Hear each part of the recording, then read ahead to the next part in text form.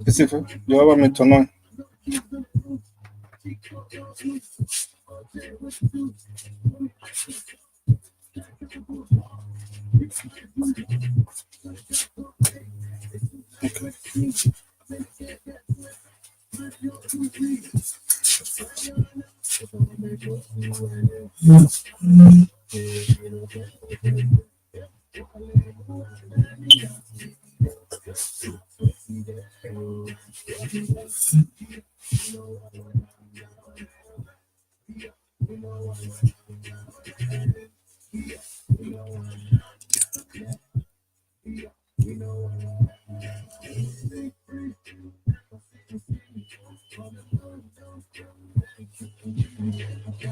Thank you for joining us on Facebook and YouTube. We'll be shooting in 20 seconds.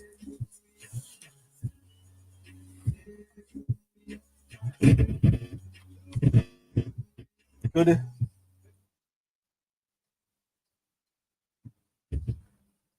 Okay, it's fair. Get ready.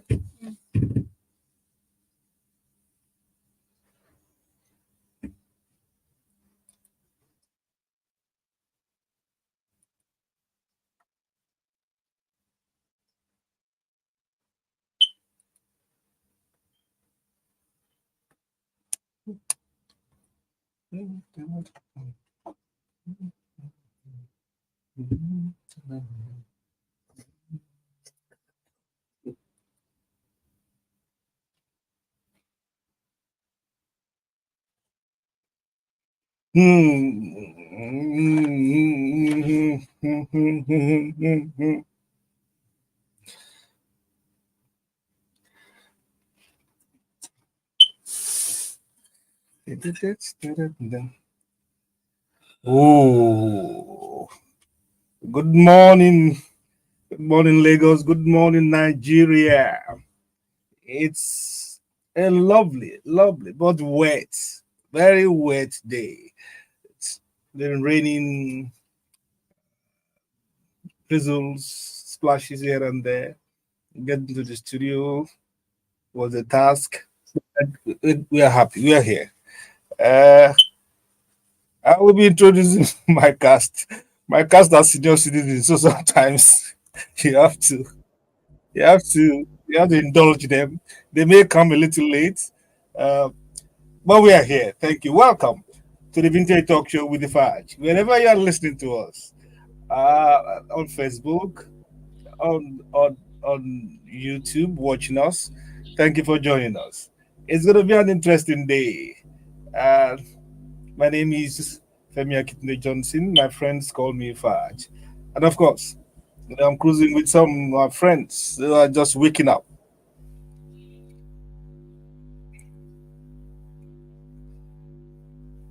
Let me see if I can rouse his voice. Good morning this morning, Alex Ogundaribe. Good morning. Welcome to the show. Yeah. Good morning, sir. Good morning, Lagos. Great to have you. Yeah, it's And great of to course, we be. have the delectable sweet damsel in the house. Good morning, Esife Arogundade. Good morning to everybody. Welcome to another great show. Happy rainy weekend. Yeah, Esife is back. Happy rainy weekend. Oh, God. Well, we have some issues on talking points today. We'd like to ask, should we declare a state of emergency in the Nigerian health sector? Well, you hear from our guest later, someone who knows what it's going on. And then we'll hopefully have Let's Rewind, going back to 1998 and 1999, the most epiphanious, I would like call it, most productive year of Nigerian music industry. And so we kick it off now. Let's start with what our ancestors. How is ancestor difficult to speak this morning? Maybe it's the cold, Abby. What what do our ancestors have for us this morning? Then I quote: "Home affairs are not talked about in the public square. Home affairs are not talked about in the public square." That's home as in home, not like when we're talking about Nigerian problems. We have to say it in the public square. Everybody must hear. But what they're advising is what you do in the colorful, in the secret corners and the crevices of your house or your privacy. Don't spew it out in the public. A lesson for many of Nigerian skit makers and internet superstars. All their problems, they're always for they're always shooting it for all to see, and then there will be savage comments and all that. And I don't know how they survive such intrusion into their privacy. Well, they don't even have any privacy. Anyway, I understand they're making a lot of money off from that. So, come see, come sir, something is happening. Okay, I see that TP is ready. We are going to start with some of our starters. We usually do entertainment roundup, our takes on it, global trends, and of course, reviews of major newspaper headlines. So, we will start with a fair on the microphone with entertainment news. Is it fair? Prison experience shifted my perspective on freedom. Omale. Afrobeat star Stanley Omadidia, also known as Omale, recently shared how his time in a Ugandan prison impacted his life and career in a positive way. Omale and Thames were arrested for performing at a concert in Uganda on 12 December 2020, despite COVID-19 social distancing regulations, and were detained for 3 days before being granted bail. In a recent interview, Omale mentioned that his experience in jail changed his perspective on freedom, making him appreciate it more, and he now incorporates this feeling into his music. Well, you can't say it's not just 3 or 4 days. Ah, any day is not being seen. He's staying in any detention, and then you can imagine the Ugandan atmosphere, foreign land, foreign languages. You don't know what will happen, and well, thank God that he saw it as a teachable moment, something to learn and to grow from. And he should stop. I'm sure he will stop breaking laws, breaking COVID restriction, and endangering other people's lives. Great for him that such perspective will seep into his music. That's really good. Okay. My artists are still missing. Portable cries out. Controversial Nigerian singer Habib Okikiola, also known as Portable, was attacked by area boys at an event in Idu-Ishaga, Lagos State, on Sunday, 18th August. In a viral video on the internet, he shared how he was badly injured. In a public statement on his Instagram page, he narrated that he was at the event to celebrate with a friend who is a car vendor, but ended up leaving the party hastily with injuries after some individuals took offense at his actions. Portable, who narrowly escaped from the scene, lamented the attack on his crew members. He called on the celebrants to order the area boys to return the stolen items and stated that some of his crew members are still missing. Revealed that the attackers stole several of his pricey jewelry, his ATM card, 2 iPhones belonging to one of his managers, and several other items. usually I don't comment about Portable, uh, but seeing the attack on him, I don't know what he did that instigated it. The guy is he's a loudmouth, talks a lot, and but the loudness is what is making him uh, a joy for some people, or many Nigerians. So, but whatever is done, people you shouldn't be attacked such a way that they could have harmed him. Some of his people suspected missing. They stole his stuff. I would just counsel the young man when God has buttered your bread. Don't carry it like you remember that lady that was selling bread that bombed the photo shoot. Jumoke or Jumoke, something. yes. Don't do a Jumoke. Don't start going around flaunting everything because people are hungry, and when you are hungry, you're likely to be angry. So little things will provoke them. But that's no excuse. Such kind of vagabond behavior by people who felt offended by whatever he said or however he acted. It is wrong. It is wrong. And Portable, Mele, yeah, you also mind where you go and what you say in certain area. I think it happened in the Fagba, you know, Ijishaga. the Jewish area. Okay, that's not a very nice place to be to be showing off. Oh, sorry about that. Yeah. Yinka Alasheyori cries for help over death threats. Hmm. Nigerian gospel singer Yinka Alasheyori recently revealed that she has been receiving death threats. During an Instagram live session, she appealed to the public for prayers and support. In a video that has gone viral, the singer explained that she has been facing online attacks for the past 6 months. Without naming anyone, she expressed her distress over the situation, stating, "I am not meant to fear human beings. I will not die untimely. It has become a taboo. You need to check my DMs. I see people's comments, curses, and I smell. I see people wishing me a lot of things. I will just laugh at you because whoever wishes me death is counting the days of death for him or herself." Alasheyori continued, "If you think I deserve to die, you also want to die. If you are calling for death, do not come to my DM. Do not tell anybody about me for evil. If anybody wishes me death, regardless of who they are, even if they are prophets, the angel of death will go after them. This world is wicked. It is so painful and sad. A whole lot of things are going on behind the scenes. Please pray for me. I need your help. If you see me on stage, pray for me. And pray for me when you don't see me or hear from me." Hmm. The It's young early morning. lady facing a lot, I must say. Uh, Um, Go since on, Alex. administration on at House on the Rock, there were a lot of complaints about her style of gospel music. I have not seen her at the messages that were sent to her, but I do understand that a lot of the people of the Christian faith actually didn't like what they saw.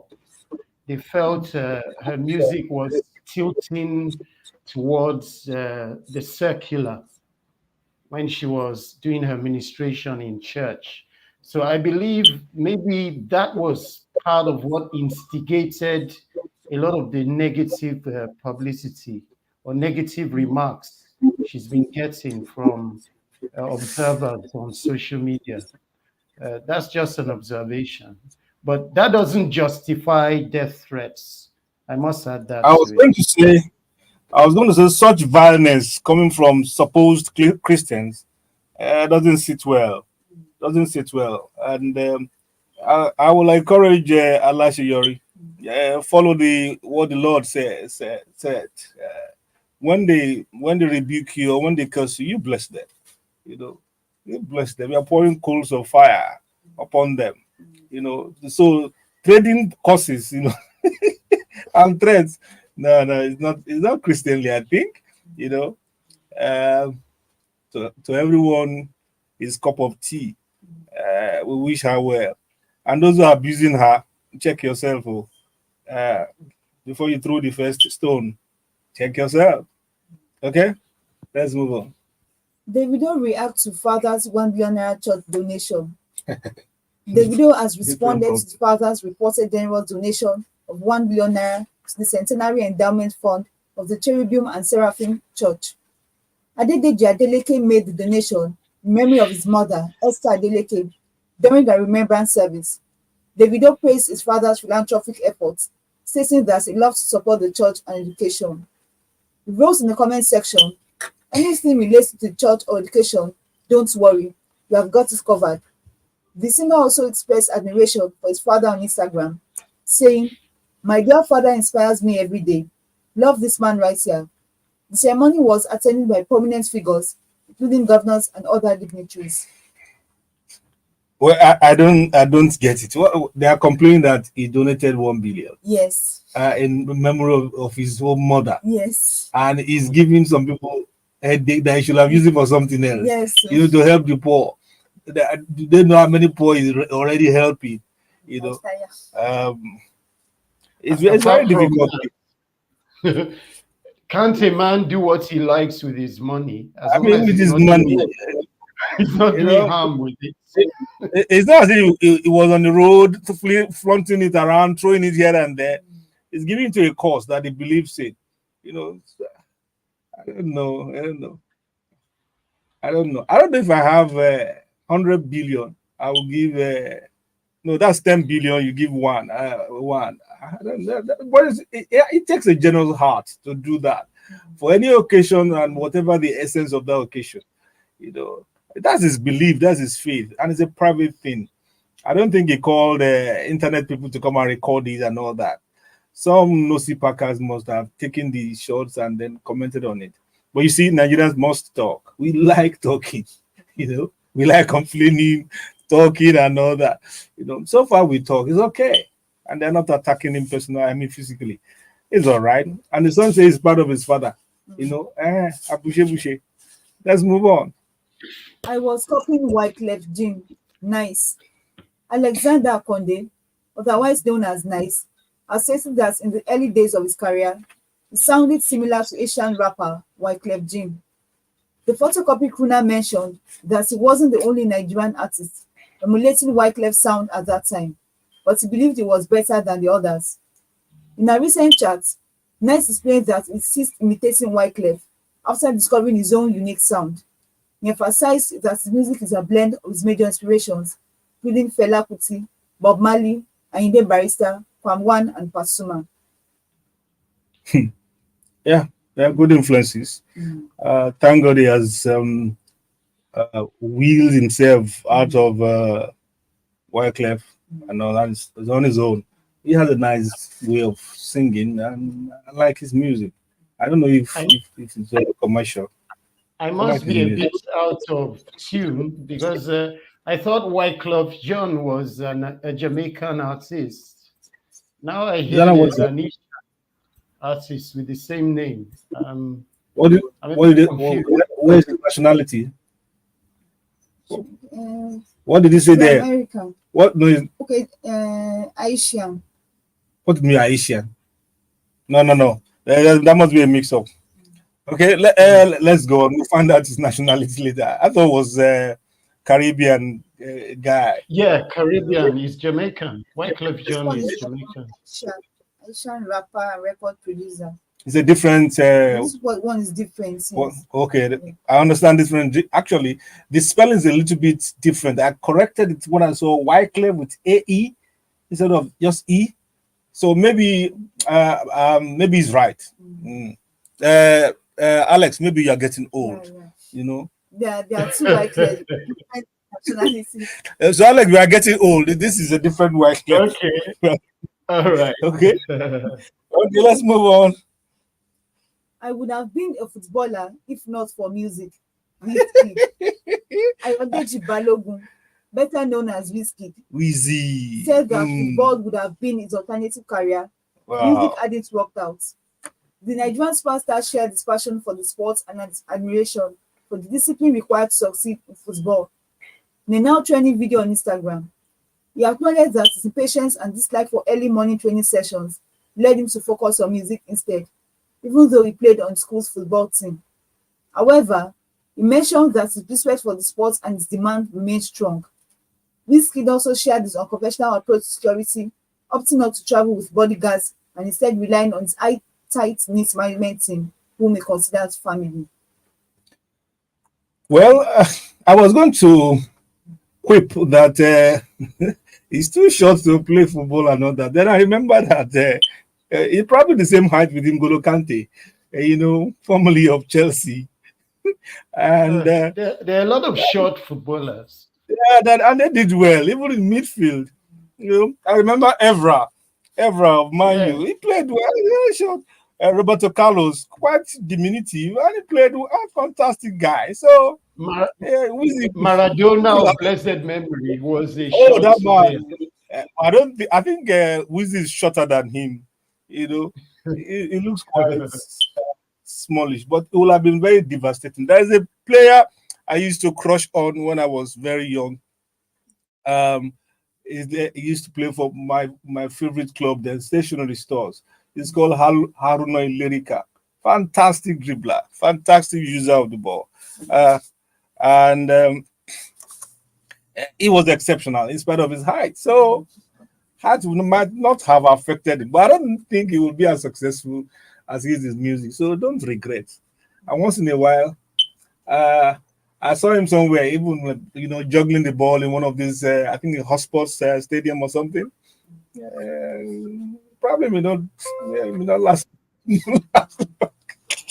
from what I saw, But if he's talented, he will have achieved the same aim. Maybe not as rich or something. You can understand he's quite rich now. As in, are you do you know? Are you his accountant? Okay, let's move on.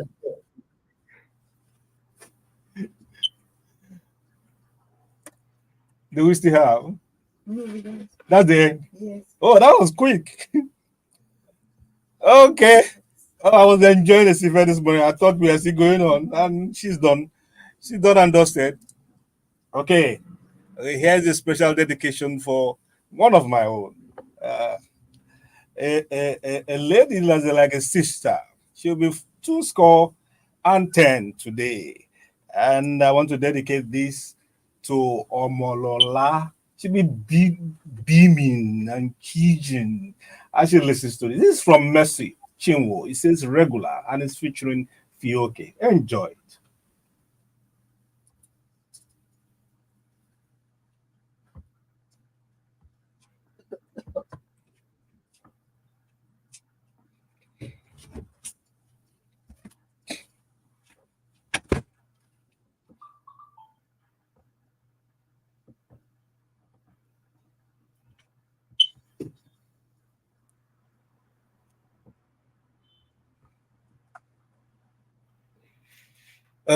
Are you ready with the global trends? Yes, I am. Okay. I don't know why what happened. Your system just went off from the I studio. switched. I switched Oh, systems. oh, okay. Yeah.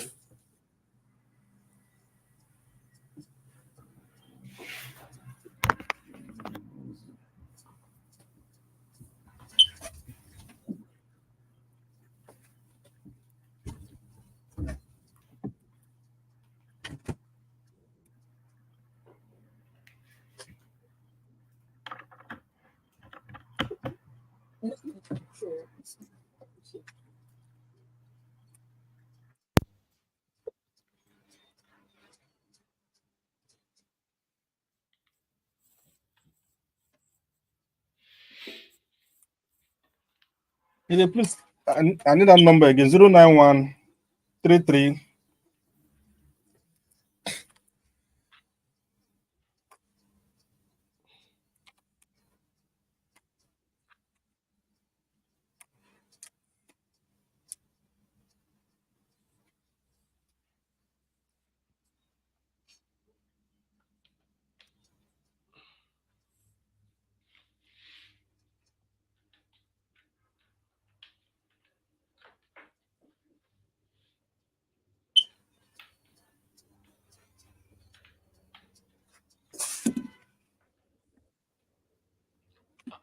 I hope Mr. T is okay.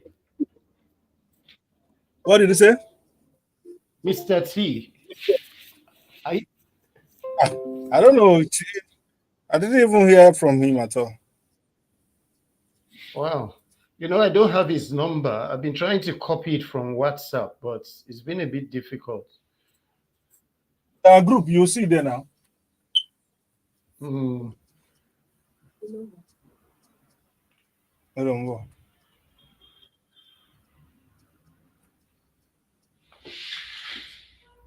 Okay, don't worry, I'll have it here. Chobo?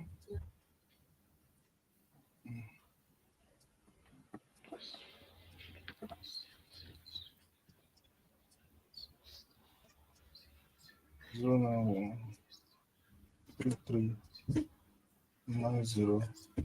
No, it's more than that. That number is too long. Oh. 1, 2, 3, 4, 5. No, it's a Hey, Bawood. one copy number if you Yeah, want to okay. contact the last one. Phone number is 11. I'll be 10. It's 11, sir. Oh, it's correct. 1, 2, 3, 4, 5. I'm getting old. Let me check Facebook. Is it fair? Let me check. Is it fair? Yes. Check Facebook. Is it showing? Okay.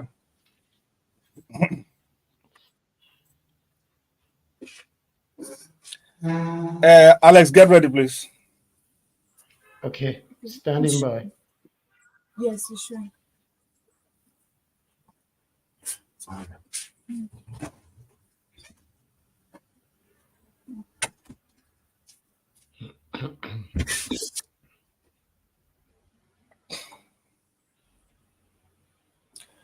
That was You Dey Bless Me on the regular by Mercy Chinwo featuring sometimes named Fioki. Ooh. Yeah, that was dedicated to my lovely, lovely little sister, Omolola. Congratulations and happy birthday. We move on to global trends. And Alex, I'm sure you are ready for us. What Yes, what I is am going on in the ready. world? Mm. As usual, so much trouble, so much trouble in the world. But we're starting on a very delightful note with the United States, talking about Vice President Kamala Harris. It says Mm. Harris makes her White House pitch. For hours, rumors swirled that Beyonce or Taylor Swift might add some star quality to Kamala Harris's appearance at the Democratic National Convention. But as it turned out, the US Vice President relied on a highly personal speech to formally accept the party's nomination for the White House. Ms. Harris pledged to lead for all Americans and create an opportunity economy if elected in November. And she called for a ceasefire in Gaza without directly addressing protests outside the convention over the US support of Israel. Well, So Kamala Harris has thrown her hat into the ring, and we're watching to see what will happen. you trust Trump. As she was delivering her speech, he was running a commentary. He was running a commentary alongside her. Yeah. Trump is just nothing else. Wow. What do you think of her interesting. stance? I think there's some kind of momentum, and then there's a novelty to her campaign. Being where she comes from. I think there are two factors. Go ahead, please. Yeah. My fear is the first question: is the United States really ready for a woman president? For a That's woman. question number one. Yeah. And They said the same thing in 2008. Okay. If America was ready for a black president, it happened. I think sometimes they just do something out of the box. Okay. Yeah, because I remember the poll against Hillary, between Hillary and Trump. You'll be shocked that in spite of what they say about Trump, 40% of Caucasian women voted for him when Hillary was on the ballot. That was a shock for me. Hello? I'm receiving a call. Can you hear We have me? not mentioned the number. I can hear you. I can hear you clearly. I'm receiving a call with that number, so I'm trying to see if you can get him to speak. Oh, he's gone off. Okay, today is going to be busy. I've seen 2 calls already, and the phone lines are misbehaving. Please keep the calls coming. We are talking global, and please keep the calls coming. Try as much as you can. Okay, so I may interject once in a while during your discussion. Maybe people want to call in and talk and all that. Okay, so Okay, please go ahead. that's fine. All right, next we're going to India, and the title of the story is Diplomatic Tightrope. And it says Indian Prime Minister Narendra Modi visited you Friday for talks with President Volodymyr Zelensky, weeks after being criticized for meeting Russia's Vladimir Putin in Moscow. Meanwhile, Modi has told Zelensky he is prepared to play a personal role to bring peace during his historic visit to Kiev. Well, Modi is trying. All we need Yeah. is peace in the world. I remember the first time we went to Moscow. It was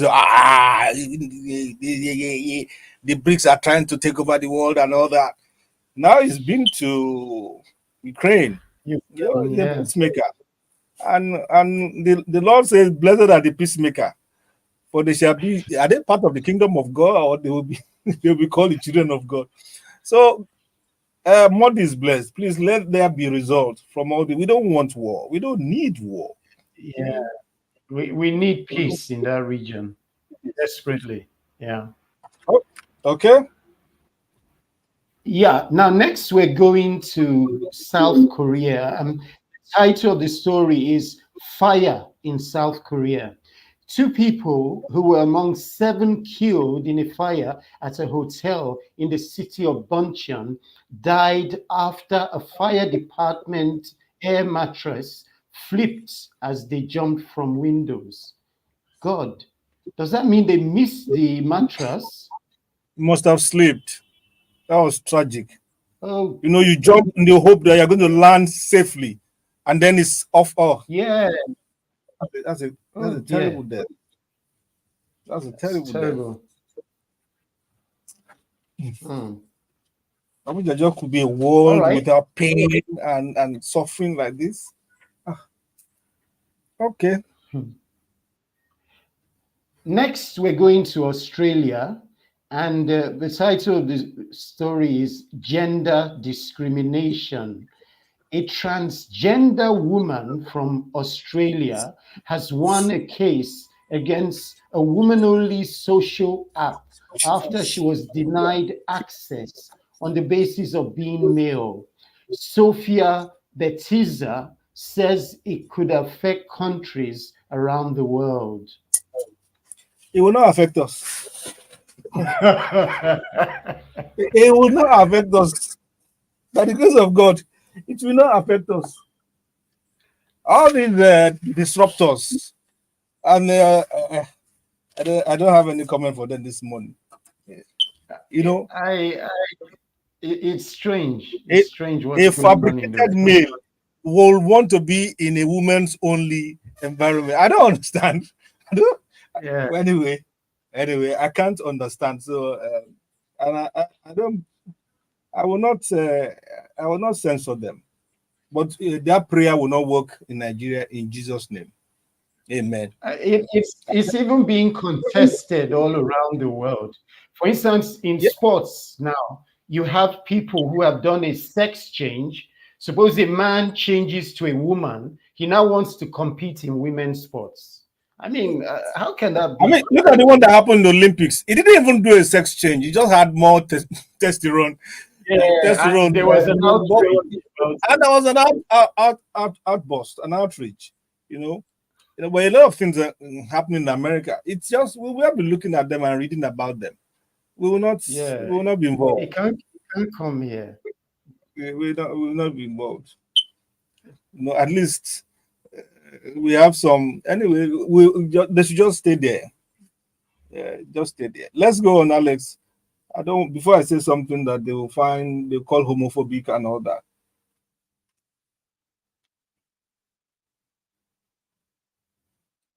Alex, do we have more? Pro-suicide website with a partner's thread for people seeking someone to die with. A BBC investigation Alex, you have to take that from the top. Well, the All voice right. cut off mid. Okay. All right. Oh, I was saying the title is The Website Matching Suicide Partners. Okay. And the story is from the United Kingdom. It says thousands of people around the world have posted on a pro-suicide website with a partners thread for people seeking someone to die with. A BBC investigation has found this out. And we hear from relatives of people lost to double suicides and find predators have used the site to target vulnerable women. I don't understand what's I don't going know. on. I can't speak. I can't speak to certain depressions. I mean, Yeah, people you seeking want for to someone to you want die to, with. yeah, you want to die with a partner who is also looking to die. I mean, yeah, What kind I of don't understand. thinking takes you to that level? It's and it's real for some people. I mean, okay, I understand there's something tragic in your life. Don't want to live with it again. You want to take your life. You're not looking for a co-traveler who is also in that frame. So somebody now set up an app or a platform where you can bring people who want to die together. I can't wrap my brain around it. I mean, if you want, I believe if you want to die, you want to do it quietly, privately, uh, between you and your life. Now, it becomes like entertainment. If you now have to say you are looking for a partner, you now fix dates. Maybe you are now on like we're on StreamYard now. We are facing each other and say, okay, let's shoot. It's You it's can. insane. It's insane. Uh, I don't know what to say. I don't know. So there is a level of madness you can't elaborate. You can't explain. You can't. You can't. You can't do it. Let's go on, please. All right, next we're coming to Africa, the continent, and to Botswana in particular. The title of the story is Humongous Gem, the second largest diamond ever found, a rough 2,492 carat stone, has been unearthed in Botswana at a mine owned by a Canadian firm, Lucara Diamond. It's the biggest find since 1905. Wow. Wow. Over 100 years. 2,492 carats. Wow, Wow. that's huge. And it's in Africa. It's in And of course, Africa. It's owned by it's a found by a foreigner. Canadian firm. And natural resources is owned by a foreigner. Ah, Africa. Africa. Virtually all the biggest mines that produce diamonds and gold, they're controlled by foreigners in Africa. Wow. And Wow. that's why Congo is still at war today, because of the diamonds that are there. It's a terrible thing. It's so sad. Okay. Are we done? No, we have about two more. Okay.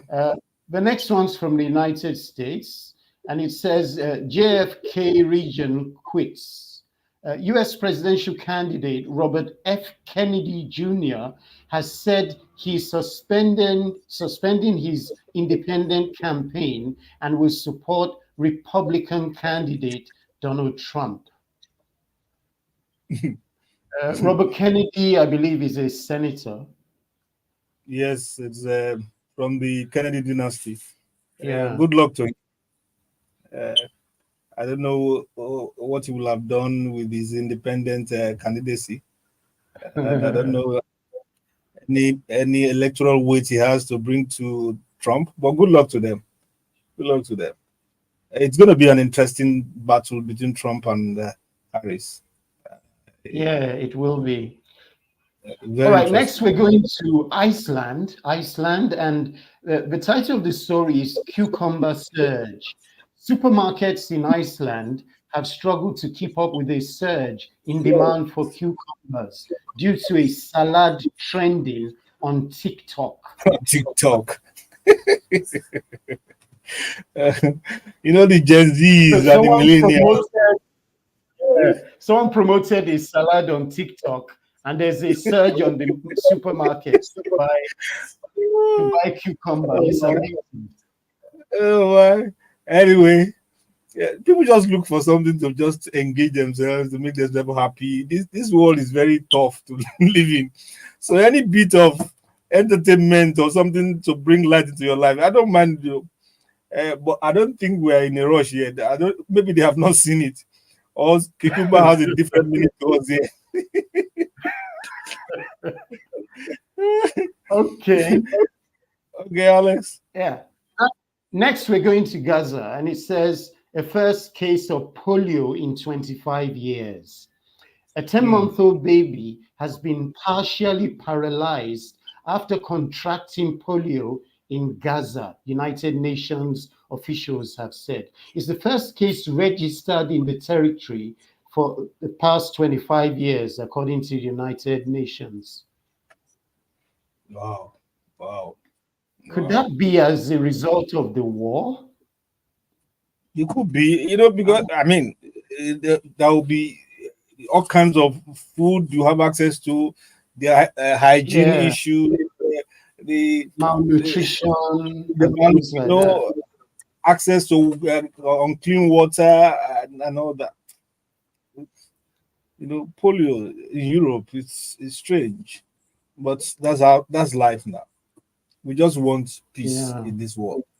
Okay, thank you, Alex, for sharing with us your global trends. Thank you so much. We'll take a short break now, and we'll come back. Hopefully, Bosun will join us. Mr. T already, I think, is on permanent break for now for this month, and we'll be back with our reviews of top Nigerian newspaper headlines. For now, let's take a break and we'll hear what Niniola will say. He says, "Oh, sharp," featuring Busiswa. It sounds like Yoruba English. Let's hear.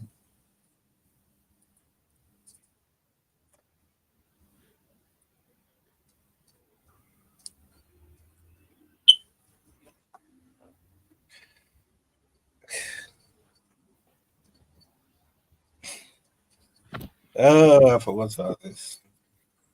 Um,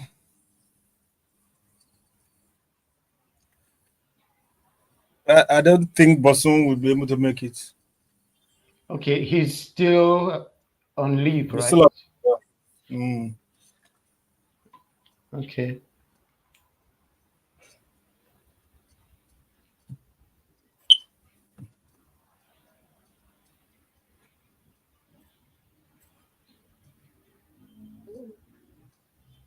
Hmm?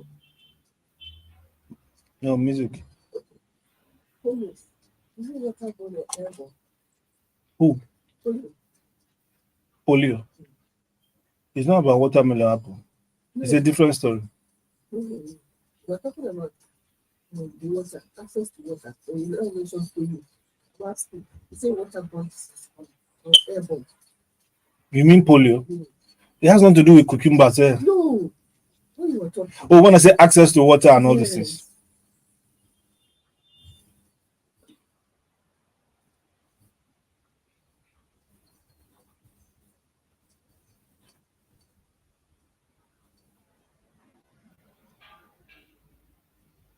Has the president returned from France?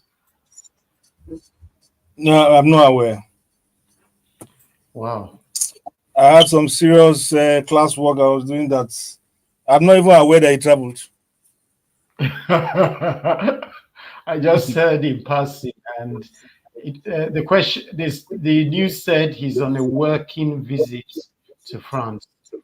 And I what know came that to mind was they released a he car going for to us. confront?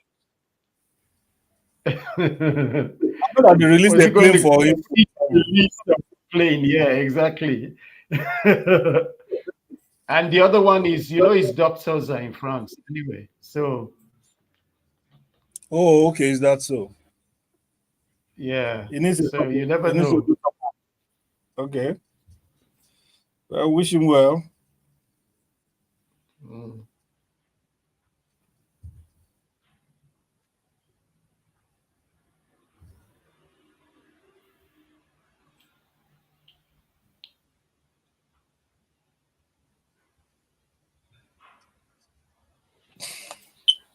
Okay, we're going back.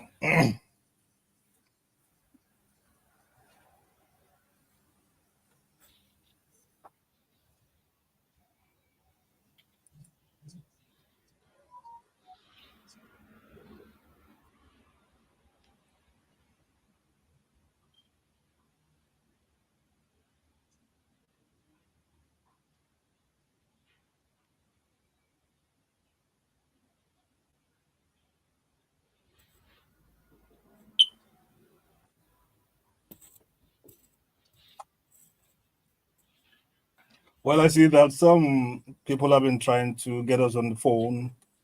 Uh, we'll be moving on to headline reviews. If you want to join us, in the with your comment or your views, we'll you can call us on 0913 697 3485. That's the studio line. 0913 697 3485. Or you could SMS us on 081 0071 37559. 081 And you could also do another line, direct to my line 0913 390 5632. I repeat, to get me directly 0913 390 5632. At least one of these should get through. As we move on to municipal headline reviews, we'll start with the Saturday Tribune, Alex. We say PDP governors to federal government. Stop blackmailing state governors. They back Fubara against Wike. Dear. They're still doing fighting over political turf and all that. I hope they've started paying the 70,000 naira something that they're managing. Because I saw a list the other day. There are like about 7 or 8 of them that have started paying. Okay. You know, But if we're to be sincere, do we really think a majority of them will be able to pay that amount of money? well, if a majority of them will be less ostentatious, more frugal, and more disciplined, they should be. Yeah. Because what they waste on other excesses and all those stuff, it will take care of people's salary very Yeah. easily. One of the common denominators of the spending is the private jets, the way they hire jets and travel To around. travel and all that, yeah, it's too expensive. And the fact that you don't know how or how much or how they spend their security votes, which would take care of the salary of 2 states. You know, Mm. I mean, we're flying by air now, but there are many areas they can cut down and help people. And instead of justifying that you can pay, how many are they paying? How many they employ? It's Mm. not up to the 2% of the entire state or 1% self. What are Yeah. they talking about? And with the local government's financial independence now, there's going to be more focus on both the state and the local And government levels. yes, yes. Just that the second headline on Tribune says federal government tackles hurdles to local government autonomy, considers fate of teachers, LG service commissions, and final it says insolvent LGs, LCDs also in focus. They have to get the closest government to the people running well. All these Exactly. roads, sewage, the waste disposal, All Primary these little things schools, that make life easy on people yeah, should be primary dealt with by the schools, local government. local School. government clinics, all Yeah, those things, they need to be handled properly. yeah. Okay, we are lucky this morning. The our chief legal officer is in. Uh, Good morning and welcome this morning. Olutubos. Is it Olu or Ola? I think it's Olu. Olu, I think it's Olu. Olu. Olutubos or Shifora. He has deigned to join us this morning. Welcome. Good morning, Uncle Faz. Good morning, Mr. Alex. Good morning, Bossman, everyone. Nice to be here. welcome on board. Great We to have have you. excuse in Nigeria. We have excuse in Nigeria, at least Lagos. That was a wet morning, very wet morning. So it was difficult getting out because Alex too was difficult getting out of bed. He came a little late. But what's your own excuse? Is it raining It, where you are? it's cold. It's very cold this morning. I was actually up much earlier. I understand. I understand. I understand. I hope you travel with Madam. No, I'm alone, sir. They went Ah, elsewhere. now, in fact, today now I can say I understood. It's not only understand. Okay, back to the page. The leadership we can lead with a good story. It says abducted 20 medical students rescued. Thank God. Operation coordinated by NSA's office. Police DSS deploy equipment to free victims. Wow, that's a good news. We need That's a to very look good. at the meaning of the word rescued. I mean, sometimes the way it's used.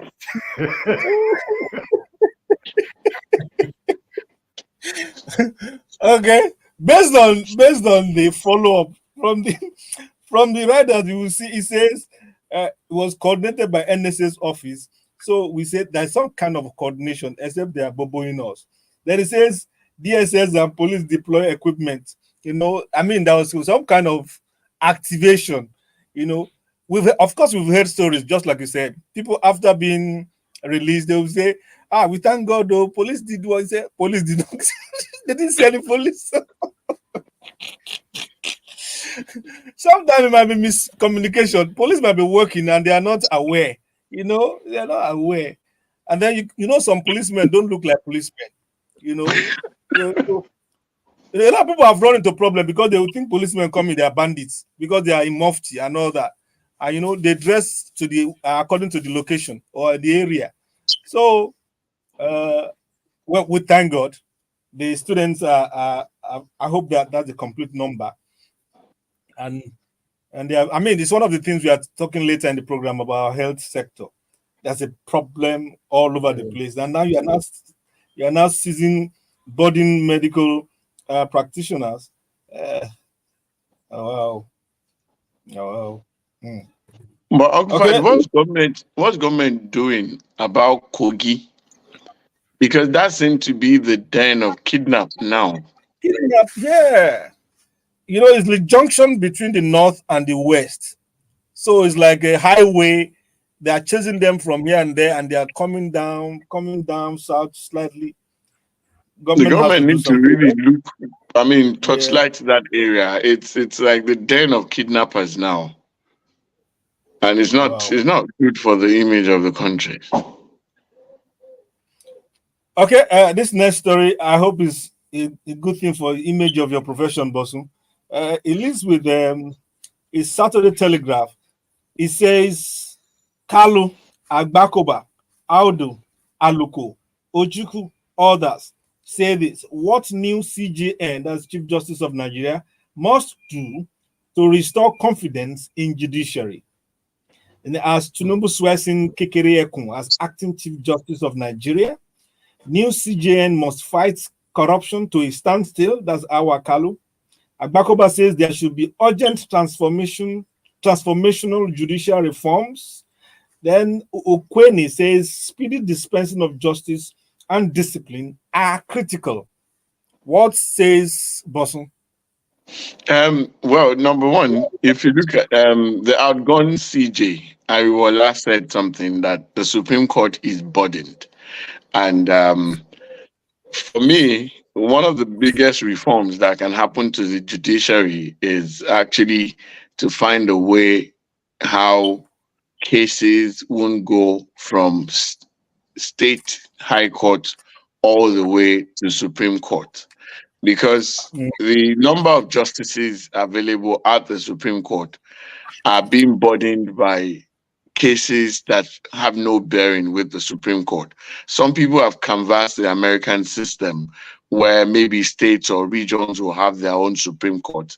So constitutional matters and a few more serious matters will go to the Supreme Court. Then, I mean, you can imagine we have a trade dispute or a contractual agreement that's gone bad between you and I, and then we'll go all the way from Lagos High Court to the Supreme Court in Abuja for something that happened in Lagos that has no bearing with, going all the way. And then these days now, getting dates, even at the Court of Appeal, I have a few matters where the dates we've been given with begging is 2026. So, and that's kind of like take the steam out of wanting to litigate issues. So sometimes it even gives you no choice than to find alternative means of settlement. Because if your first date is 2026, and it's not like that's the date judgment will be given in your matter, you are just starting. And most times you come once in a year, except some very serious matters, political matters, or constitutional matters. Those are the ones that are given accelerated hearing. So I think they need to unbundle the Supreme Court and find a way around it where maybe, but that will be a very serious constitutional matter. But states should start having their own court of appeal like they have in America. So um, some basic matters will be treated at the regional level, and then some matters will not have any reason to go all the way to Supreme Court. Because one of the things I've also seen, and I say this with all sense of caution, most of these judicial officers, when they retire, 1, 2, 3 years after, they just must die. In fact, Mm. some die almost immediately after retirement. It just shows that they've been burdened all the way. So, I mean, we should not Mm. lose our best hands just like that. So, but for now, what the CJN needs to do is to be firm, because, I mean, the judiciary has been in the spotlight for a lot of negative reasons. So, and I think in that regard, leadership is key. It's the body language of the CJN that will actually arrest a few things all the way down to the lowest, I mean, the rung of the ladder or rung of the judicial ladder. So that's the CJN has a lot to do. And I pray God gives her the strength and the power to run everything. Amen. This next story concerns me a lot. It affects me a lot. I know what I went through to get Phil to come to the studio this morning. This the lead of Saturday Punch. It says chronic fuel scarcity. Benin Republic, Niger enjoys smuggled fuel as Nigerians keep vigil at petrol stations. Hmm. How we get fuel from Nigerian smugglers? A Niger petrol dealer says, and petrol hits 850 naira per liter at depot. Filling stations raise prices. It's terrible. I don't understand. I don't know.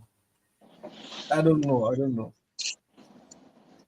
I I don't know. I heard from a dealer. In fact, in one of the classes I had during the week, there was a marketer from one of the major uh, companies that actually are involved in the importation and the distribution. And he said there's a lot of scarcity that they can hardly have access to it, and that's why you have, and that the little, like you just said in the story, the little that's coming in is being rationed according to the highest bidders who can buy is where they're taking it, so that they can make the largest amount of profit they can from it. That's what I Well, heard during the week. we'll come back to our. It's not even a perennial lamentation.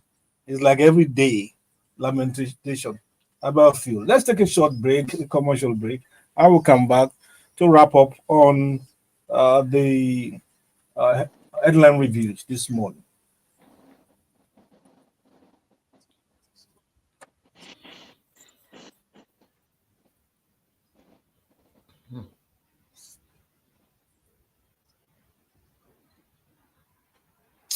Oh, wow. You said 850 per liter. Come again? You said it was being 850 sold at, per liter, yes. it's more than And that. that's from It's depot. much more than that. Okay. That's from depot. All right. Because Sir, there are people outside who are selling it for over 1,000 naira now. Yes, yes. What I got then, sir, was like there's this. that. I think there's something we need to address. There's a directive from, I think, DPR or one of these bodies that, particularly DPR, that they shouldn't sell in kegs because of black market and all that. And I think that is funny because light is bad, and then You need people to have generator, and you said and they most shouldn't them be. petrol. So and I'm Yeah. wondering, are we going to put these things on our head? In fact, someone told me a story in the course of the week. She said that they needed to fuel their boat. So and they told them that they can't sell in jerry can for them, that they should whatever it is. They said, so how do we get a boat? But so let's keep the story to and save it Okay, online. all right.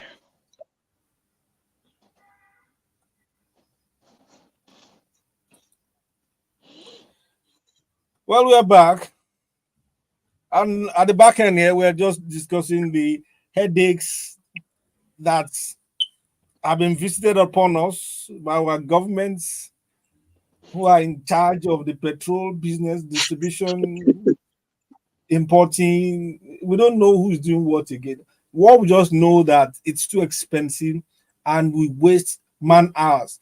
You send a driver from around 4:30 and he will not come till around another 4:30 in the evening waiting for fuel. Your day is ruined. Gentlemen, I don't know why we are saying the same thing every year for like 10, 15 years. You know?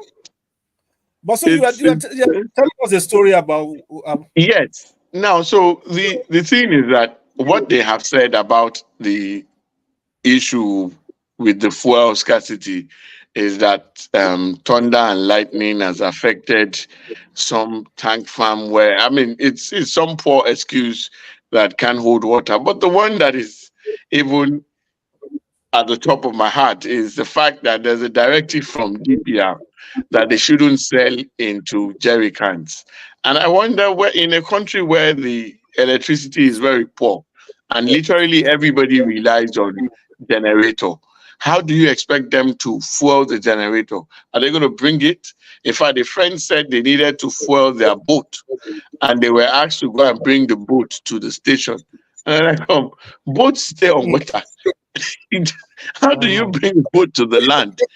So, and you know what's funny? It's playing the ostrich, because if you say because of black market, those who actually take these things across the border don't do it in jerry cans. They go with yeah. trucks. So what is all this? Funny enough, do you know this directive has been since Abacha days? And it's the same claim that it's to avoid bunkering and taking it across the border. Nobody goes with a 25 liter. I can't go from Surulere to Sokoto with 25 liters because I want. Is that bunkering? That's not bunkering. Those involved in it go with trucks. So I think it's just another way of making the people suffer more. And those ones they operate seamlessly, no hassle, because they know the system, they know how to oil the You system. know, There's supposed to be a joint task force that oversees the borders, that makes sure that tankers and other vehicles that convey petroleum products are not allowed to cross. But I can assure you, this may sound libelous, but I think they're in the game, because how do so much get across the border if they are there, and they're supposed to man the border, and those tanks still get a way leeway to cross over into neighboring countries like Benin and Niger? I mean, there's something really going on there that they're not addressing. It's been going on, and it may continue to go on. But by the way, have we opened the border? We were told that the border, have we opened it now? Or the tankers, yeah, like going to the Cameroon. I They don't are understand. invincible. They are invincible. Well, forgive Okay, me. I live on Otta axis, and what I see you early live near on the Otta, smugglers, Abi. exactly, is a smuggler's. And what I see, I'm not even sure the border was ever closed, because the way Wow. things come in, the commodities are coming. You see the cars, you see them loaded with rice, you see all kinds of vehicles, different sizes, just coming in at random. And the way they're kitted, the way the vehicles are arranged, you will know that this is a smuggler. They have a peculiar appearance. For instance, a saloon car, the shock absorbers at the back will be raised up, so that In a funny way. it's terrible. It's terrible.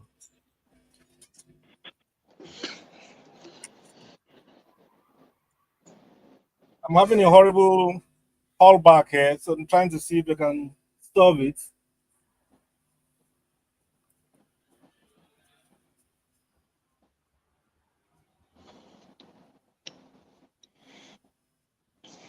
Oh.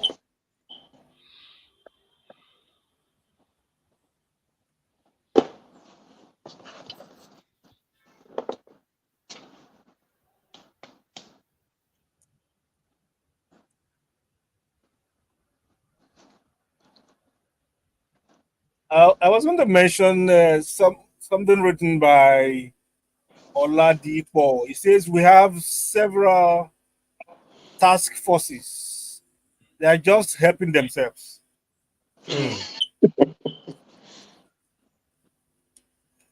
Yeah, they are tasking their own pockets.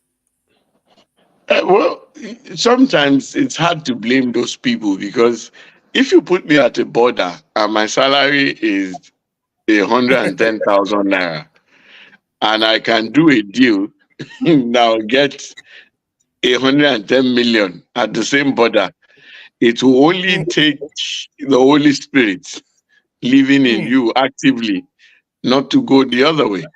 mm. Oh dear. I'm trying to wait out this thing. Call the engineer to come and fix this sound. Can you hear it from your end? No. No, you're perfectly clear from our end. Ah,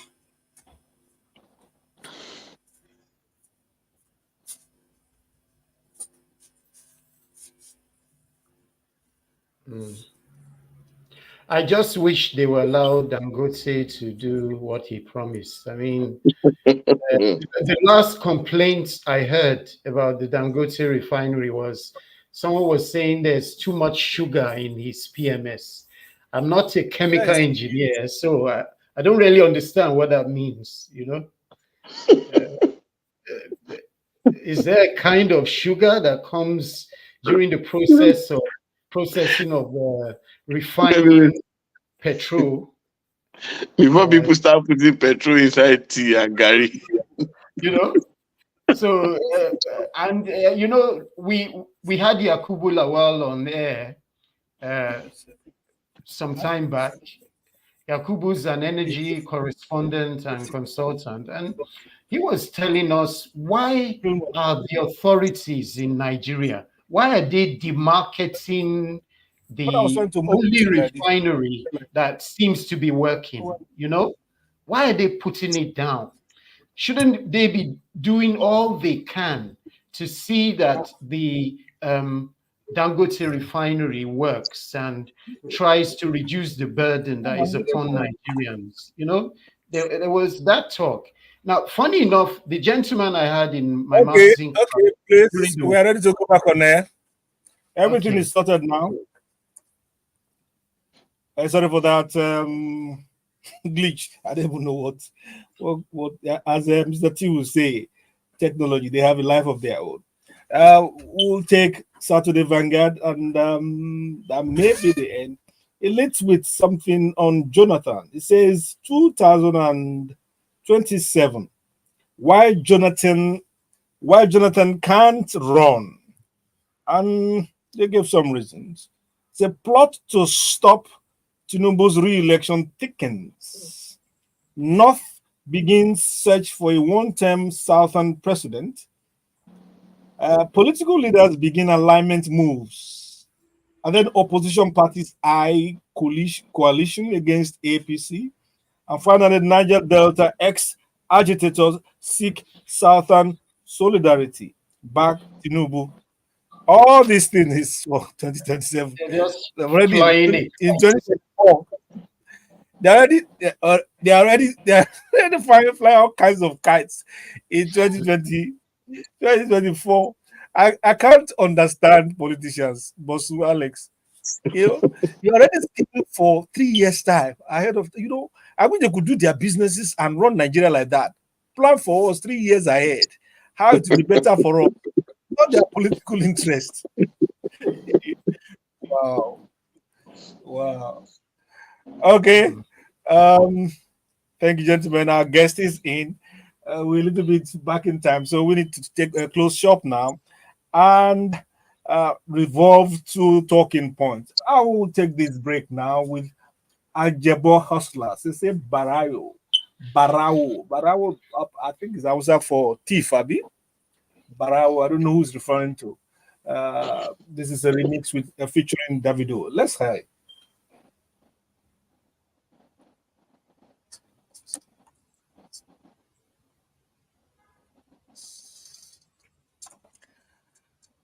Good morning. Good morning, Mrs. Yinka Shokumbi has joined us. Alex, I can't hear your voice. You are muted. Can you unmute, please? Madam, can you unmute? She's working on that. Yeah. Look your microphone mute instruction. You are muted. Let me see if I can unmute from here. Oh, Yeah. She's gone out. I suppose she'll come back. She'll come back.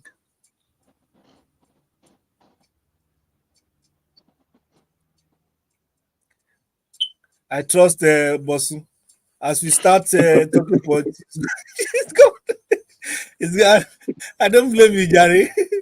Sorry, what happened this morning? I don't know. This is the weather here.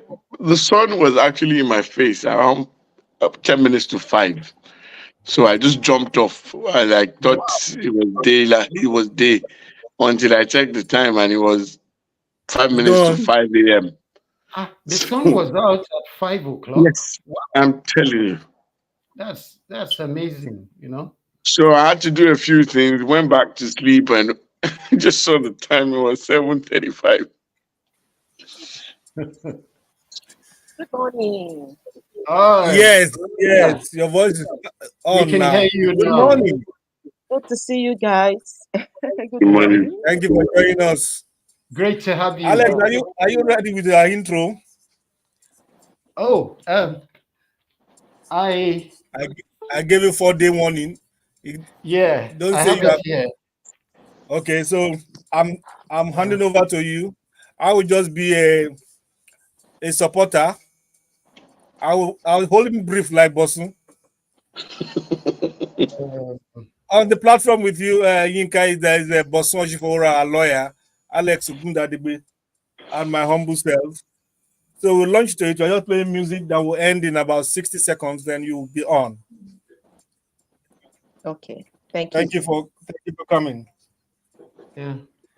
You are doctor, aren't you? I know you're supposed to have a PhD. No. I'm not. Okay. I'm not yet. Okay. Okay, not yet. Okay, that means She it's doesn't in want a borrowed. Don't give her a borrowed rope, so you she don't doesn't want want us Borrowed borrowed rope, gown. so Okay. or borrowed gown. Oh God.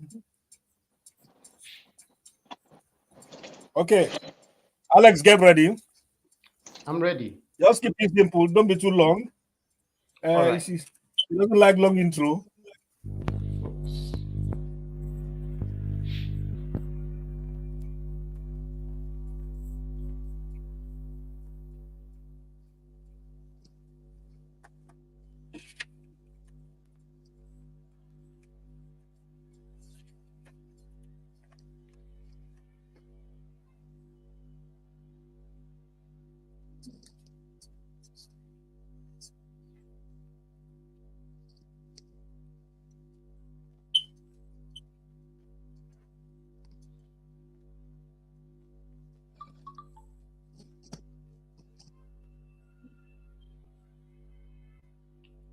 It's a music talk show with very Akintunde-Johnson.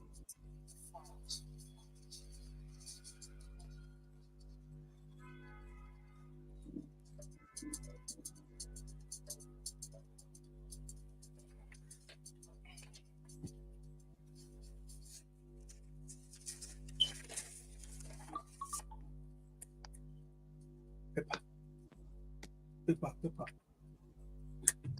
The paper is paper. The paper.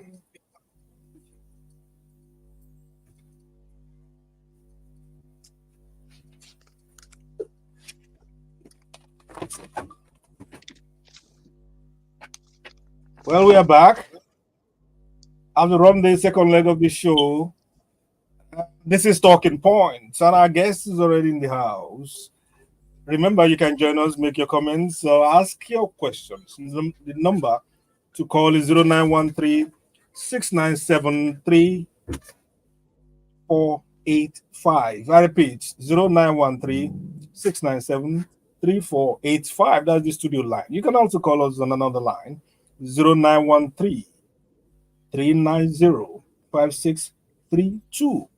091 33905632. So you can join us, be part of the discussion. The focus this moment is called Should Nigeria Declare a State of Emergency in our healthcare sector today? And our guest is here. And the pilot is Alex Ogundadibe. Over to you, Alex. Yeah, and I dare say our guest is wholly and very qualified to comment on this topic. We're introducing to you this morning Mrs. Yinka Shokumbi. She has been reporting health and medical care for over 3 decades. She is a long-standing health sector or health editor who is quite knowledgeable and experienced in the health sector of our dear country.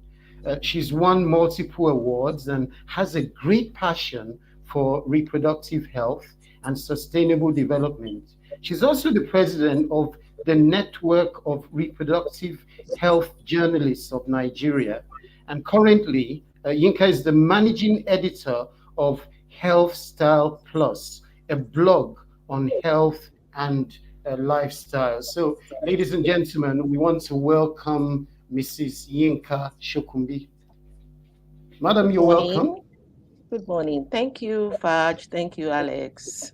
Good to see you guys. You're welcome. It's great to have you. So we may begin our discussions by, addressing the topic itself.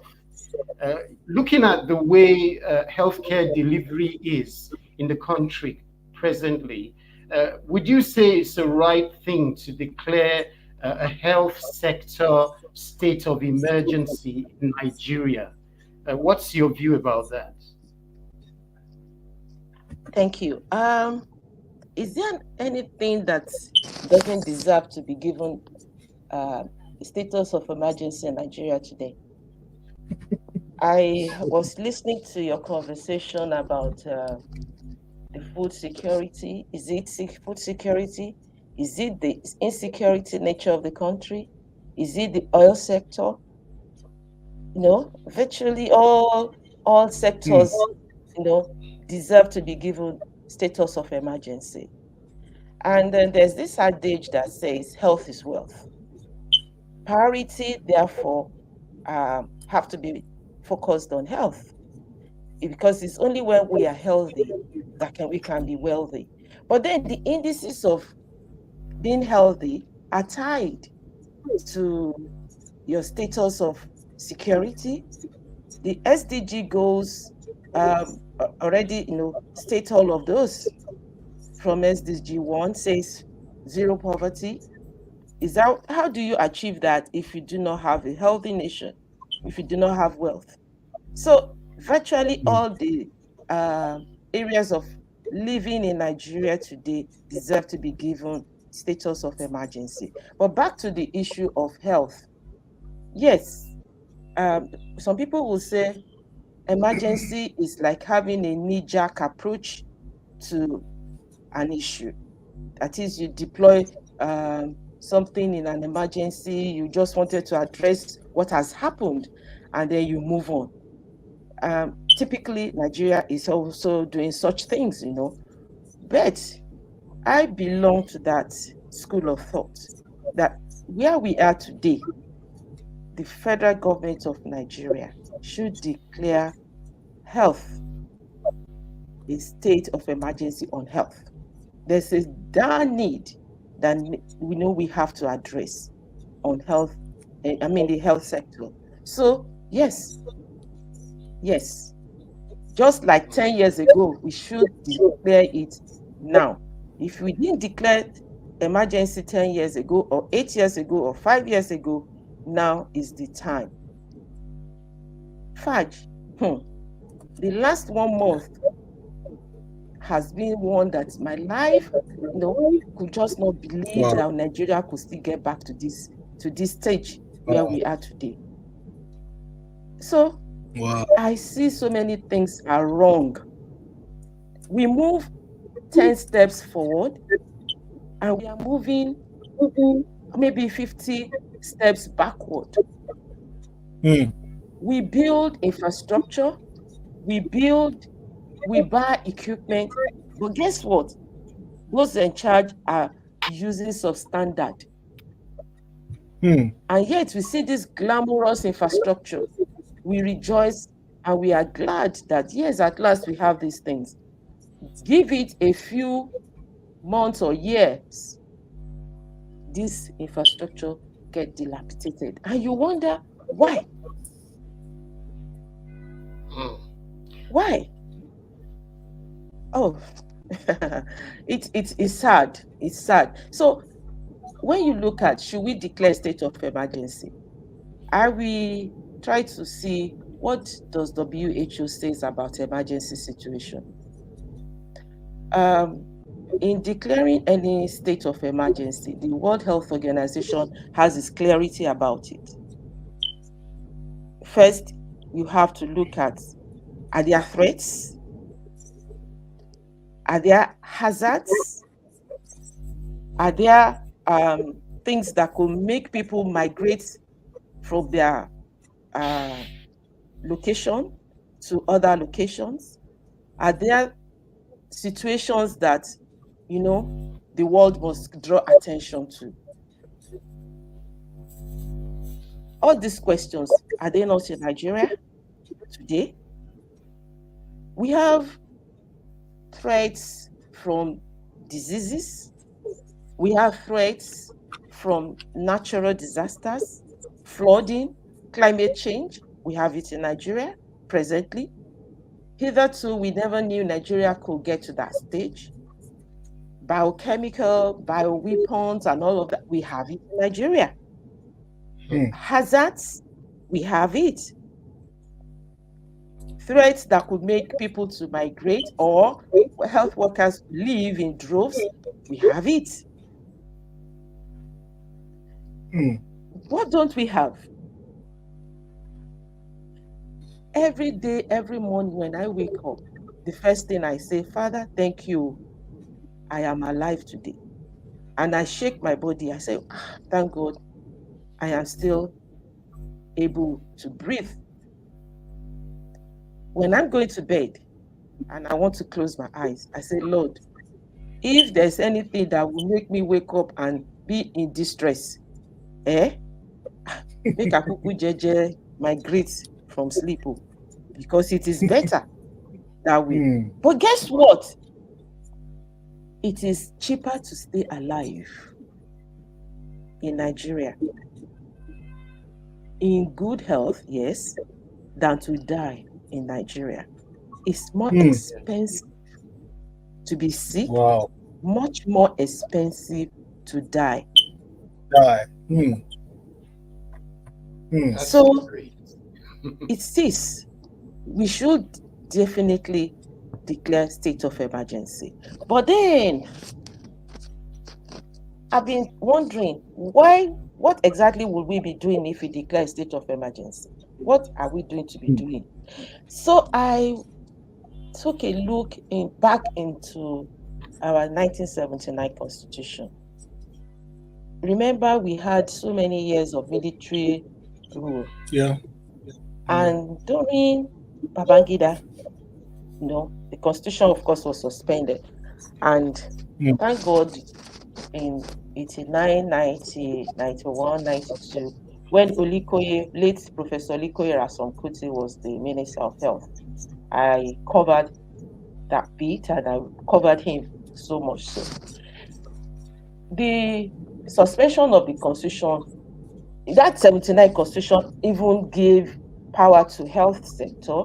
It was on concurrently. So you could just say federal government was legislating on health.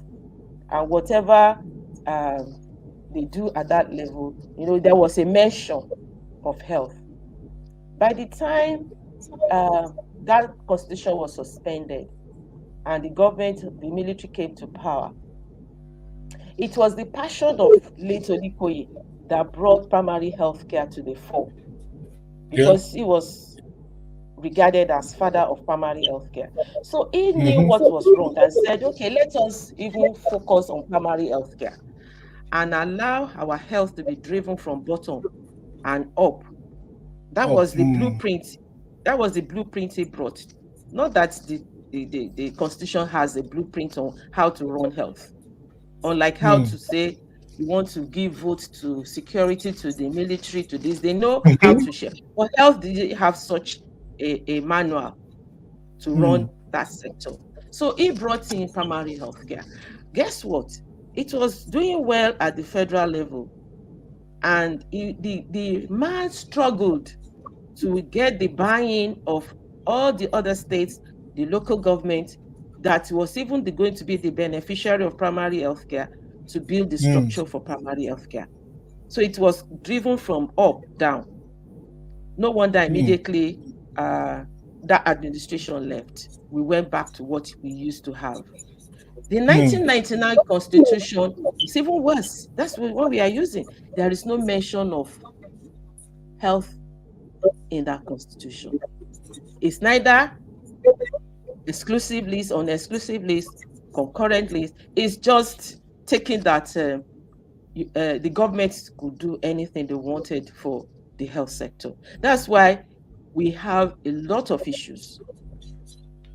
The federal government will release fund at that level, and the state will say they don't have equivalent of what even WHO says they should allocate to health, 15% of budget. I think it was 2000 and was it 7 or thereabout, the Abuja Declaration 2012 or so, where even all the ECOWAS, WHO state, they came to Abuja, the Abuja Declaration, and said, let us give health a vote of 20%.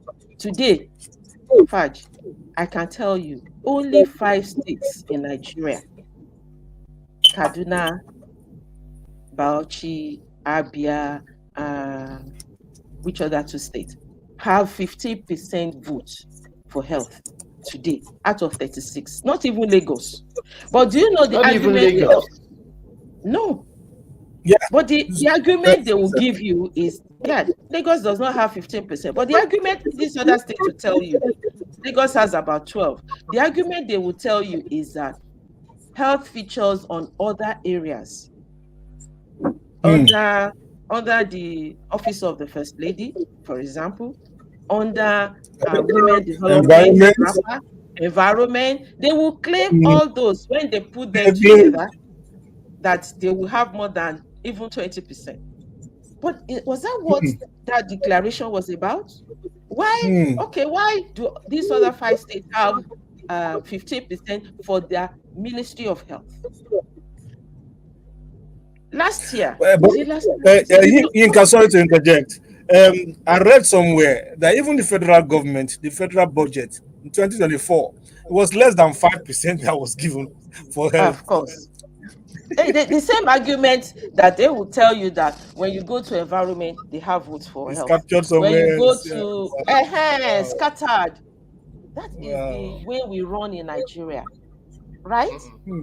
So by the time we say what is wrong, what are those things that are not right? When Obasanjo came in 1999, he made us to understand that the health sector was already down. The facilities, the equipment, they were no more. When I remember some friends that lost their lives to cancer and all that back in time, it was because there were no equipment to treat in hospitals, to give radiology department a lift. So Chief Obasanjo came and brought the revamping of health sector. If you remember, the VAMED procurement. They meant well, but guess what? At the end of the day, there was scandal. They did in phases. They did in phases. They brought equipment to different. They mapped the country into zones, and were equipment, based on the population that goes to each of those hospitals, the teaching hospitals, the tertiary hospitals. Yeah. Ibadan, Luth, Ahmadu Bello, National Hospital came on. All of them, they got new equipment, new facilities, and Nigerians were happy. Of course, one of the key facilities that was also given a facelift was the cancer issue, cancer cobalt. But some of us went around the country then, and we saw that there was also pranks.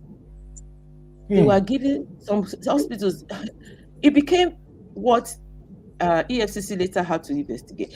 Some of these hospitals were given facelifted equipment. Oh my. That's typical Nigeria. Refurbished Tokumbo equipment. But at least there was a semblance of something that came on. And we jubilated, because the waiting time for patients in these tertiary hospitals, those who were on death throes could get some respite and all that. And since then, each of the hospitals have been trying to modernize, modify. And today, at that level, we have at least a few that have been able to upgrade those facilities. Luth is one of them, UCH is one of them, and the Lorry and all that. So they've been able to, on their own, get the allocations to them to do some, upgrading from then. But that was a bold step, we must agree, that happened in 1999. If I may just bring you to the present, looking at the Tinubu administration, it's just been over a year, and we have some new policy thrusts. For instance, I hear that salaries of doctors and nurses are to be raised. They're planning on what you just said happened during Obasanjo. They're planning on looking at major health facilities and trying to overhaul those things. So far, have you seen anything happen? And what effect do you think these policies will have on our health sector? Don't forget, Alex, don't forget that the president just gave the executive order in June, just Okay. this June. He just gave the executive order in June.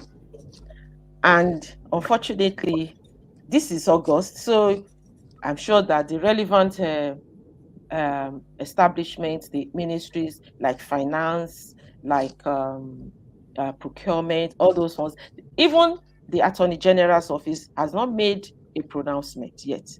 So they are still studying. So we cannot even talk about that that one of June in August, when those things that were there previously that ought to be maintained are in that situation. So let us even not go to that one. But perhaps those of us in the health who are in the health sector communication, we are still waiting for the Attorney General to break down and tell us, and then the Ministry of Finance to tell us how they are going to get the funding. We Nigerians are quick to say, our leaders are quick to tell us that is what they will do or this is what they are doing, but seeing what they are doing or have promised actualized into what we can visibly see is always the issue. And I wonder, do they carry everyone along when they are making policy statements? Like I said, that there is the Constitution, which is a fundamental manual, does not even have a clear cut of what health should look like. So it's more like a residual thing. See, now we have the Supreme Court's verdict that local government autonomy, stays, right? So we expect primary health care to now be taken from local government. So the budget for the local government should have everything, including education, health, security, everything, so that we don't have to depend on federal government for that, which was what it was happening there. They paid the state, and the state is the one that was giving the local government whatever they think they can give. Their salaries. But then I think our lawyers should still tell us, they've been telling us anyway, if this is not broken down and the Constitution does not rectify the injustice to health, we're still going to be in that same, I don't know, maybe by the time people are taking the chairmen of local governments accountable, then they will give them palliative on health. This Jankara thing of doing, I made a post recently of giving, asking people to come and do free health is designated local areas across the country. That state government will say, oh, people come and do free check, blood check, this and that. Hey, these are palliatives. Where is it written that that's what they should do? Go and check your BP. You walk into a free health center to do that free. Check your blood sugar level. We are making a jamboree, and the governor goes to flag some of such things. And you see a mass of people. When we go on such publicity, I pity people when they struggle, because when you now curate those who you find to be susceptible, vulnerable, and sick at such sites, those ones will now go to the general hospitals for follow-up, because the purpose of this public check and all that is to have intervention, is to which is a good one. They bring it closer to people, but the primary healthcare centers are closest, so they curate all those who are sick and they give them referral. Now, sorry to interrupt, but the nurse recently has tried to make some quick interventions, trying to do some what I call knee-jerk pronouncements and laws that may help boost our health sector. For instance, there's a law that was passed recently that nurses and doctors have to spend at least 2 years before they travel. There are a large number of them exiting the country.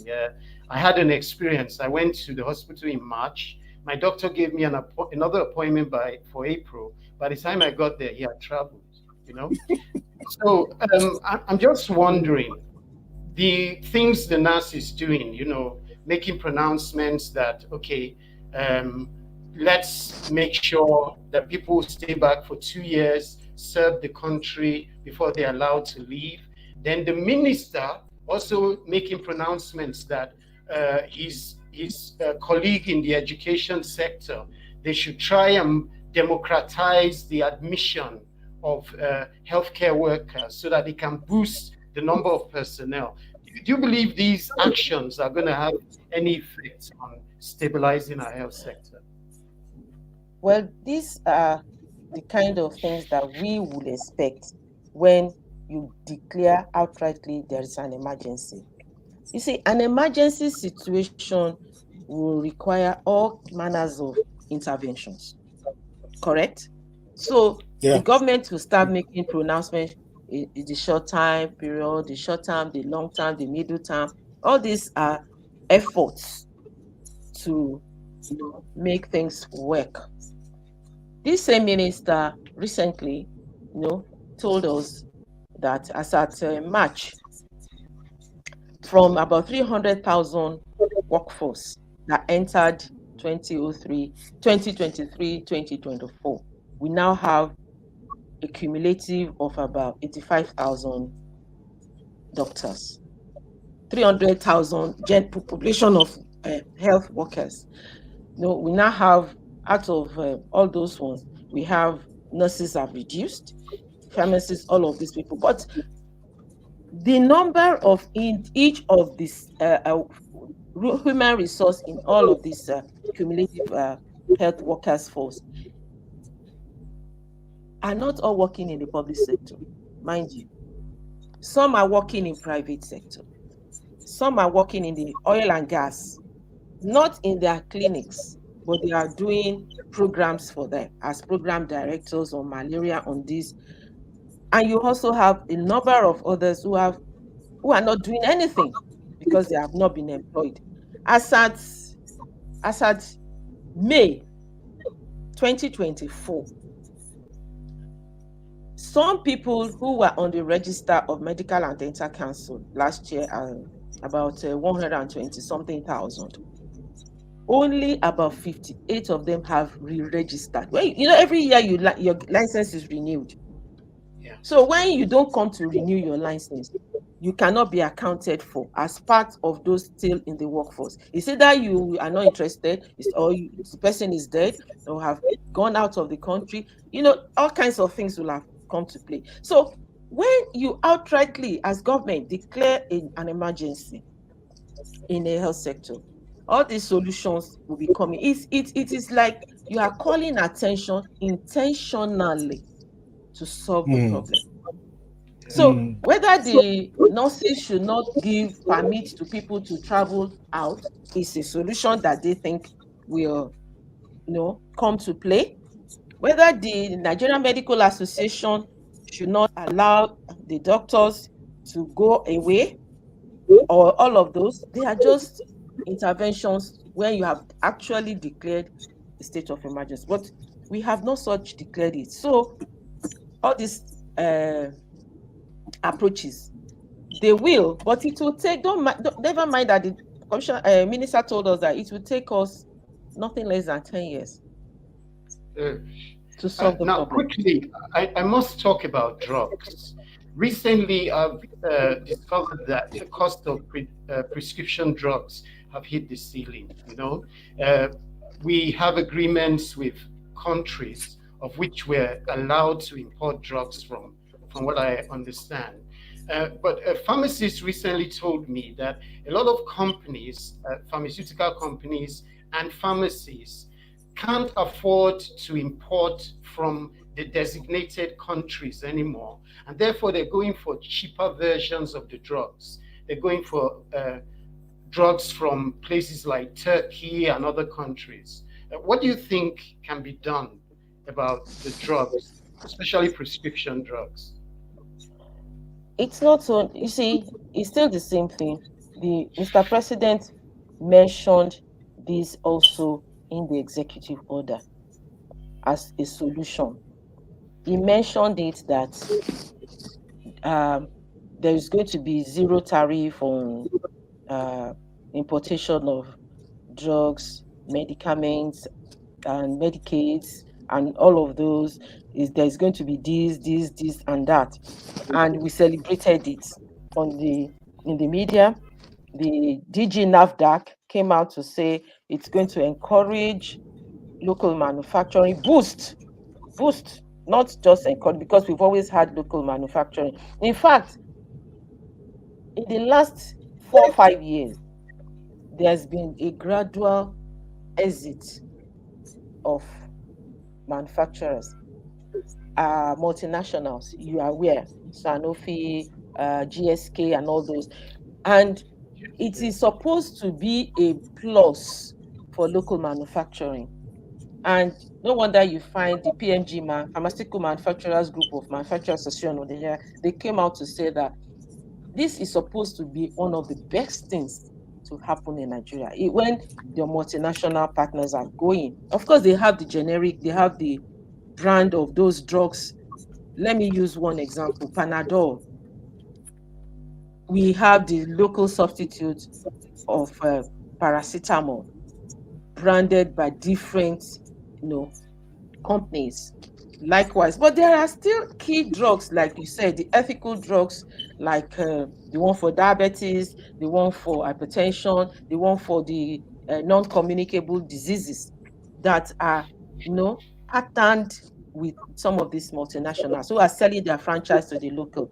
But the problem still is, it's a knee-jerk thing, like you said. The problem still is, what do we have on ground in Nigeria to encourage the local manufacturing of these ethical drugs that you talk about? Is it glucometer that we can Yinka and Alex, produce? we have about 5 more minutes to end the show. Sorry to Okay. interject and interrupt. I want to put something in before you go, so you could answer it with alongside whatever else Alex has for you. There are two statistics that are shocking and overwhelming for. Is it underwhelming? Really, underwhelming for me. As you said earlier in your contribution, the closest thing to the people should be the PHC, the public health. What's it called? Primary healthcare. The primary health Primary care healthcare should be service. yes, that ought to be the closest thing to Nigeria and to people anywhere in the world. But they say the current state of our own system is so terrible that only 20% of 30,000 PHC facilities are fully functional in Nigeria. That is devastating. And then going back, this new method of dispensing health care, what you call HMO.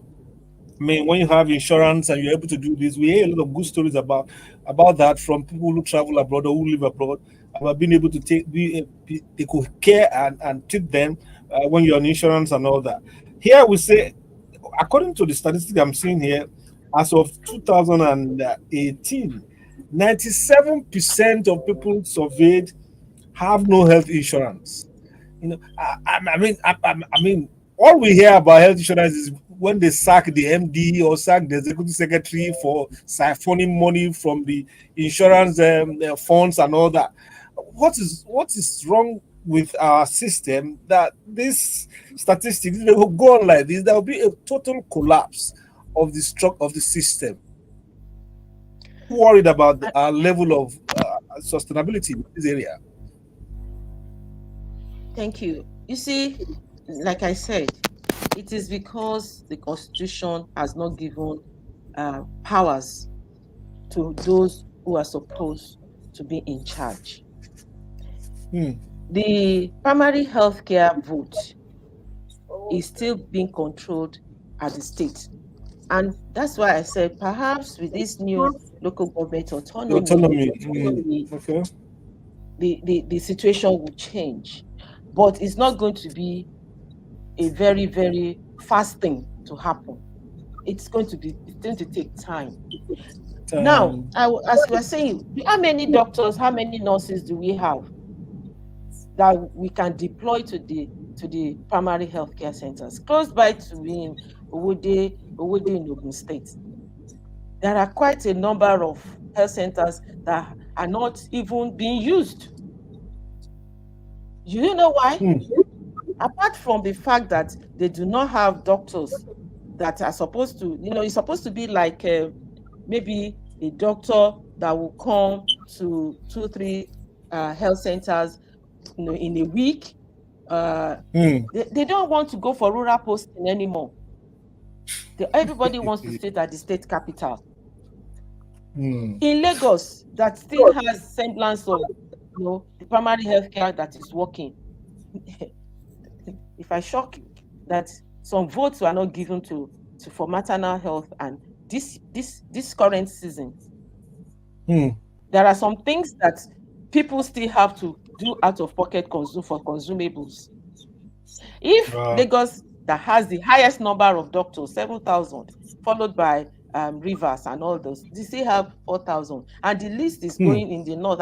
As we progress down the country, up north, you are finding some states, a whole state having 200 doctors, and how many nurses? Maybe 500, 200, and all that. How do they work in local primary healthcare centers? Now, let's talk about, you were talking about vote, or how do you manage the drug situation in that? Of course, everything is interwoven. And this topic today, should we declare state of emergency? Until we do that. Until you do that. Until we do that. Then intentionally, you have given money you're saying you are increasing salaries. But the doctors have just given us warning that they will down too soon again, because those salaries like we have for the other workers, they are still owing them in hazard allowance, this allowance, that allowance. So how are they going to be encouraged to work in rural areas? So everything is still. Alex, your question, I know it's a double barrel, but you cannot come again. The summary of what Yinka is telling us is, you say the cripple, your load is bent. You say, you are not looking at, you don't look at the load, look at the legs, So our problem is saying, until we change the constitution to structure it in such a way that prominence and primacy is given to healthcare and all that, we will still be languishing in this problem. Yinka, let's just have a minute for your wrap up. As you. So for the health insurance, you see, health insurance is good, right? Health insurance is good. I have health insurance, and I encourage people to take up health insurance. The kind of however, the kind of health insurance we have working for us presently is what can work in primary healthcare centers at the primary level, basic healthcare, malaria, typhoid, immunization, antenatal, all those. But today we are seeing a lot more people coming up with communicable and non-communicable. Even cholera can be treated at primary healthcare. Infectious diseases, mpox, and all that, we have to take another stage. All this bioterrorism and all these things that are rearing their heads, infectious diseases, global, climate change, flooding, issues of it, will also have to advance. We never envisaged that we're going to have natural disasters that will have to be tackled. And your HMO will not tackle that. If you have diabetes and you have hypertension cohabiting, you have all this, there is a limit where the health insurance can take you. If you have it, at least you can see a doctor and you can get certain small drugs, but you will only have to pay a percentage to get other bigger drugs at points of collection at the pharmacy. So primary healthcare, health insurance is very, It's health very, insurance. very key for everybody. Unfortunately, Thank you. not many are keyed into it. Thank you. We've been chatting with Inka Shokumbi, health expert. I mean, veteran reporter, veteran editor, veteran everything. Thank you for sharing your thoughts with us this morning. Thank Thank you you so much. very much. Thank you. Good. Thank you. Okay, Alex, we are about to go. We will say your buys. I will say it on your behalf. Thank you, Alex Ogundadegbe, for joining us and anchoring with me this morning. Thank you, Esife Arogundade. Thank you for those who've been calling us. But the phone can go through. I don't know what's happening with my. Is it my problem or the system? I don't know which. Then Dotun Oladipo has been quite consistent with his comments, talking about the fuel issue and then about the health issue, and is in sync with Yinka that the emergency is vital and critical and necessary for now in our healthcare sector. Thank you all so much. I would, like we always say, be good to someone this morning or this day as best as you can, and have a wonderful weekend. See you next week. Bye-bye.